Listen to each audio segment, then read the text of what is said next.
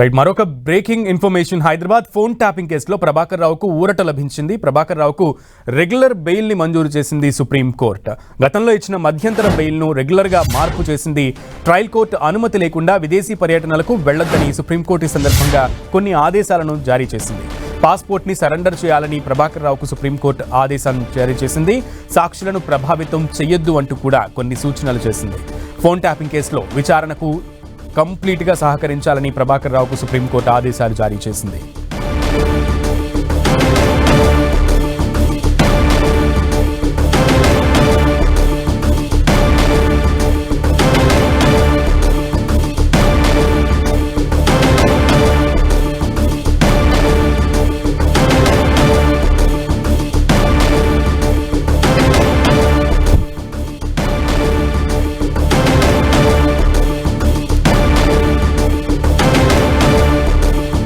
Supreme court ఈరోజు గతంలో ఇచ్చినటువంటి బెయిల్ని ఇప్పుడు రెగ్యులర్గా మారుస్తూ మధ్యంతర బెయిల్ను రెగ్యులర్గా మారుస్తూ తీర్పునిచ్చింది. అండ్ దాంతోపాటు కొన్ని కండిషన్స్ అండ్ టర్మ్స్ని కూడా సుప్రీంకోర్టు గైడ్ లైన్స్ని విడుదల చేసినట్లుగా తెలుస్తోంది. ముఖ్యంగా పాస్పోర్ట్ని సరెండర్ చేయాలంటూ కూడా చెప్పినట్లుగా డీటెయిల్స్ అందుతున్నాయి. కంప్లీట్ ఇన్ఫర్మేషన్ మా ప్రతినిధి గోపి అందిస్తారు ఢిల్లీ నుంచి.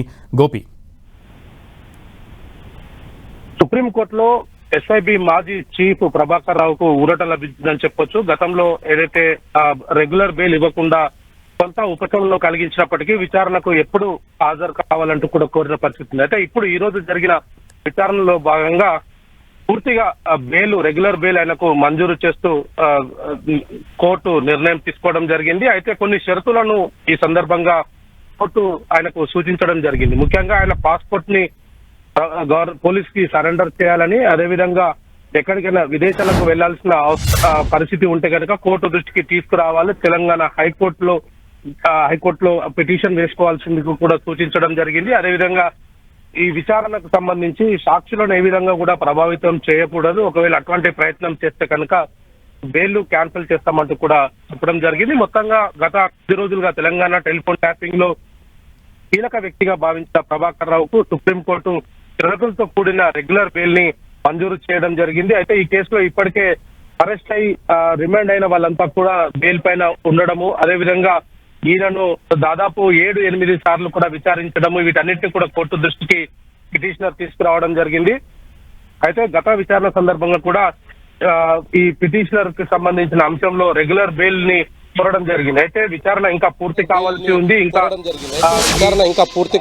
ఉంది. ఇంకా ఈ కేసుకు సంబంధించిన సిట్ అధికారుల ముందు ఇంకా కొన్ని ప్రశ్నలు ఉన్నాయి. ఆయన సెల్ ఫోన్ ఏదైతే iOS కు సంబంధించి కావచ్చు, ఐప్యాడ్ కు సంబంధించి కూడా కొంత లాక్స్ ఓపెన్ చేయట్లేదు. వీటన్నిటికి సంబంధించి కూడా ఇంకా ఆయన విచారణ పూర్తి కాలేదంటూ కూడా కోర్టు దృష్టికి తీసుకురావడం జరిగింది. అయితే ఈరోజు జరిగిన విచారణలో మాత్రం ప్రభాకర్ రావుకు షరతులతో కూడిన రెగ్యులర్ బెయిల్ను మంజూరు చేస్తూ జస్టిస్ బివి నాగరత్నం ధర్మాసనం నిర్ణయం తీసుకొని ఆయనకు షరతులతో కూడిన బెయిల్ను మంజూరు చేసింది. గోపి, అయితే గతంలో కూడా ఇదే కేసుకు సంబంధించి ఇదే ప్రభాకర్ రావు బెయిల్ విషయంలో విచారణ విషయంలో కూడా ఫోన్ ట్యాపింగ్ కేసు విచారణ విషయంలో కూడా సుప్రీంకోర్టు అనేక విషయాలని ప్రస్తావిస్తూ అధికారులని మందలించినటువంటి పరిస్థితిని మనం చూస్తాం. సో ఈరోజు మధ్యంతర బెయిల్ని రెగ్యులర్ బెయిల్గా కోర్టు తీర్పునివ్వడం, మారుస్తూ తీర్పునివ్వడం దేనికి సంకేతం? ఈరోజు కూడా అధికారులని ఏదైతే ఈ కేసును విచారిస్తున్నటువంటి అధికారులకు ఏమైనా చివాట్లు కానీ లేదంటే ఏమైనా మళ్ళీ ఒకసారి ప్రశ్నలు సంధించినటువంటి పరిస్థితి ఉందా సుప్రీంకోర్టు? అంటే ఈరోజు విచారణ సందర్భంగా ఇటు ప్రభాకర్ రావు పిటిషన్కి సంబంధించి ఆయన విచారణ పూర్తి అవ్వడం జరిగింది. ఇప్పటికే అధికారులు అనేక సార్లు ఆయన స్టేట్మెంట్ను రికార్డు చేశారు.